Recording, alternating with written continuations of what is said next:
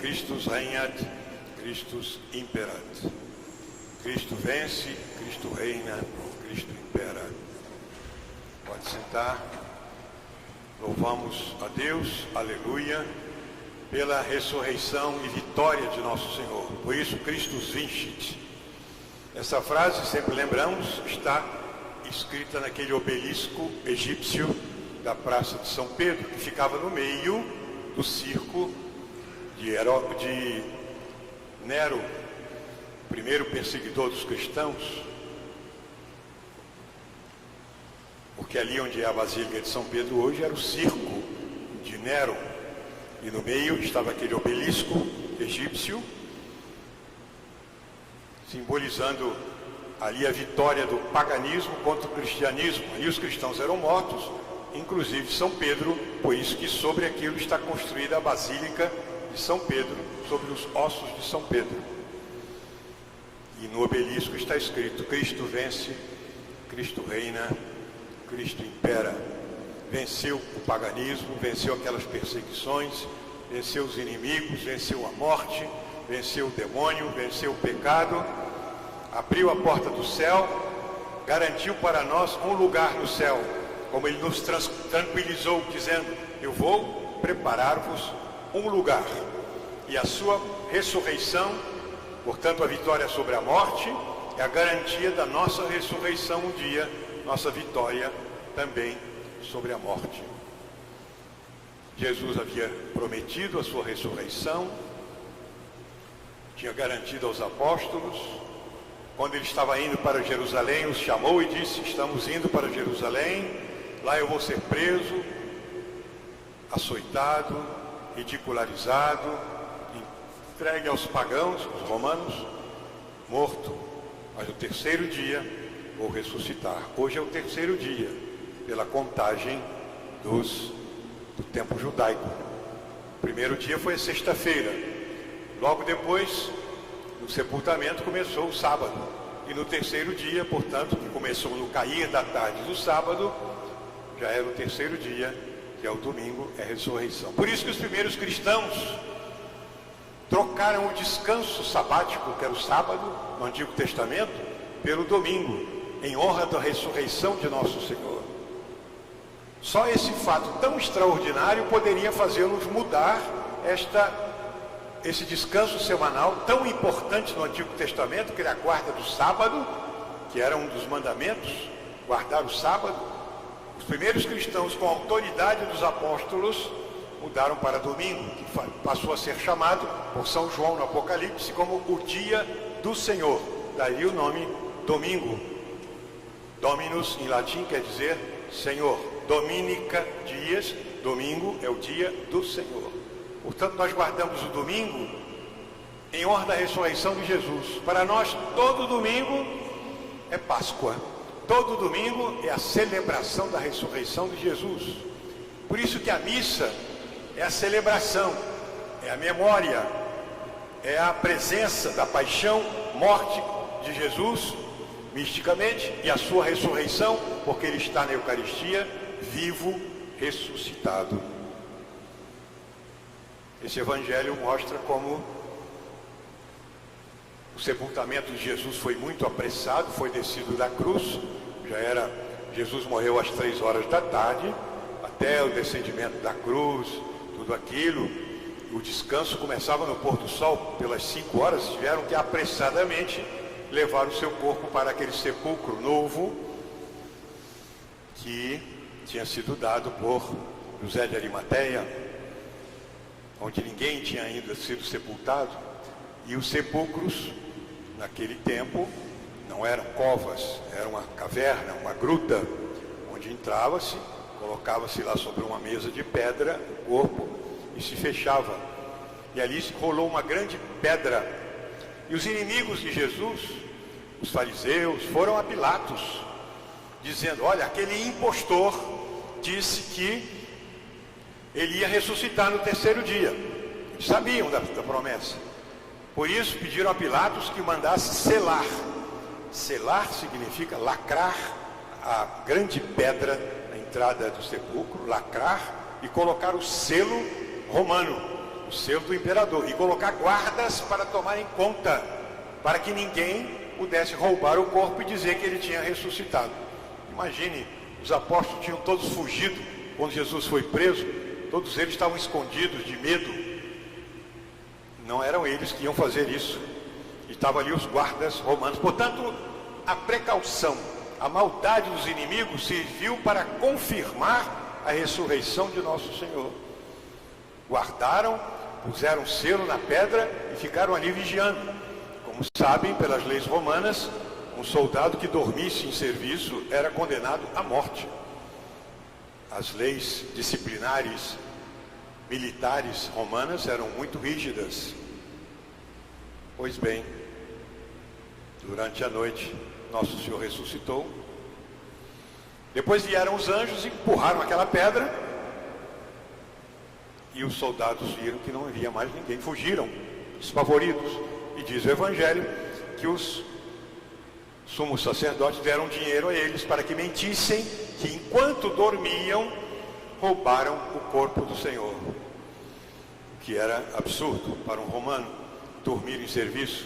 E mais ainda, que testemunho vale esse dizendo que enquanto dormiam, roubaram o corpo do Senhor? Como Santo Agostinho diz, vocês aduzem testemunhas que dormem. Testemunhas que dormem não podem testemunhar nada. Estavam dormindo. Como é que disseram que enquanto estavam dormindo, roubaram o corpo do Senhor? Então nosso Senhor ressuscitou, apareceu a Santa Maria Madalena, fez dela apóstola para os apóstolos, e ela foi anunciar a ressurreição de Jesus.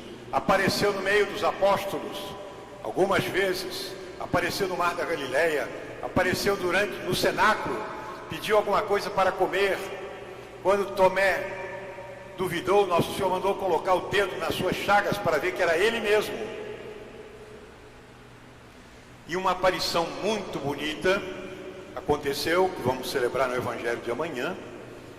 2 discípulos estavam desanimados, tinham já presenciado tudo isso, mas quando a gente começa a cair na fé, aquilo vai toda a vida, vai caindo, e eles desanimaram e foram embora.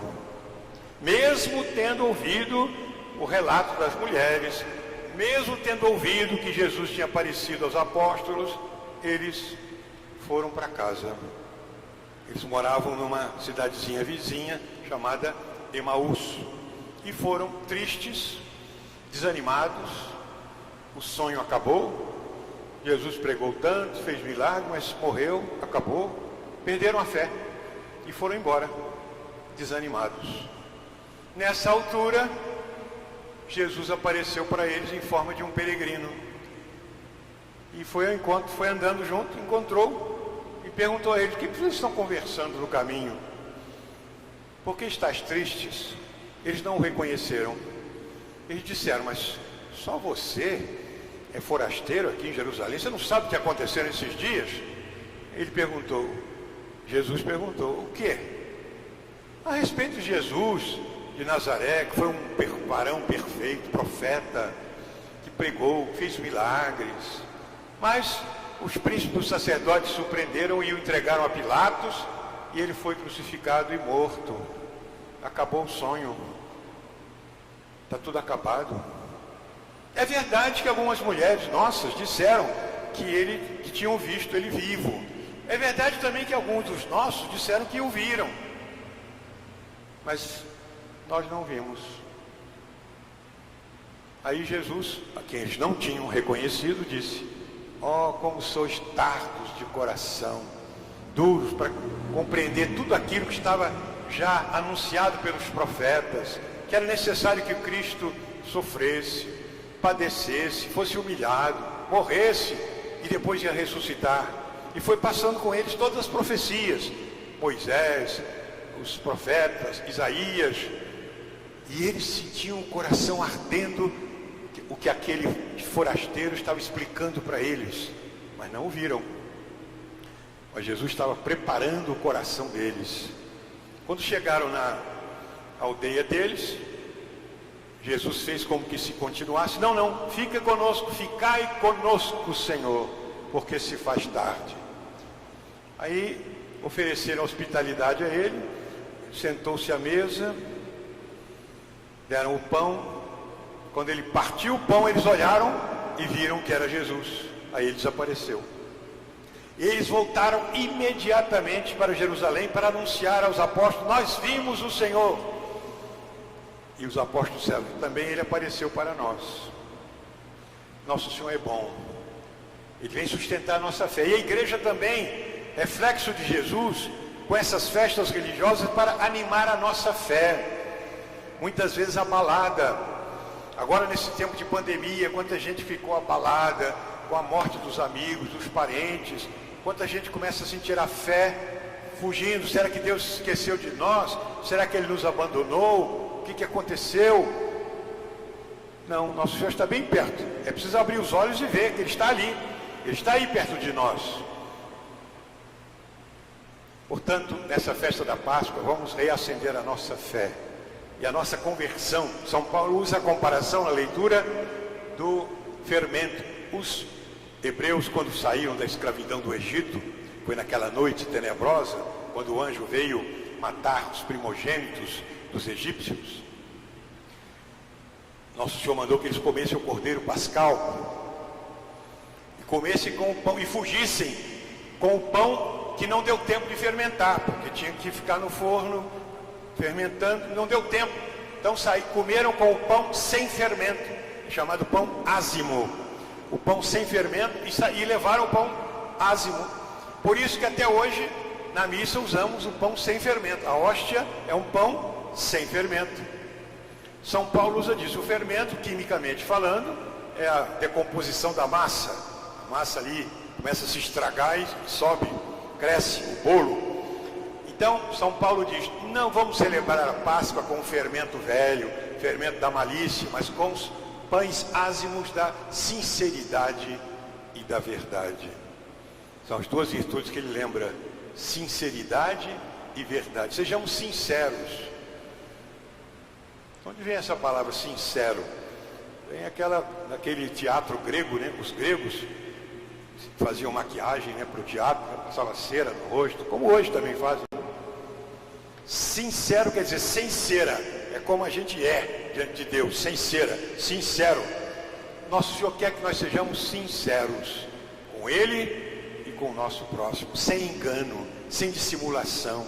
Nós somos o que somos, pecadores, reconhecendo as nossas faltas.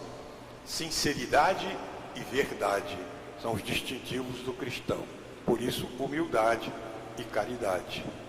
Peçamos a Nossa Senhora, nossa Mãe do Céu, que nos dê todos esses bons propósitos agora na Páscoa, aumentar a nossa fé, nossa humildade, nosso amor, nossa coragem, para sermos bons cristãos no seguimento de Cristo, sabendo que vamos passar pelo Calvário.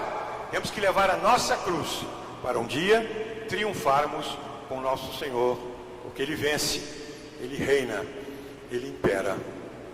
Amém. Aleluia.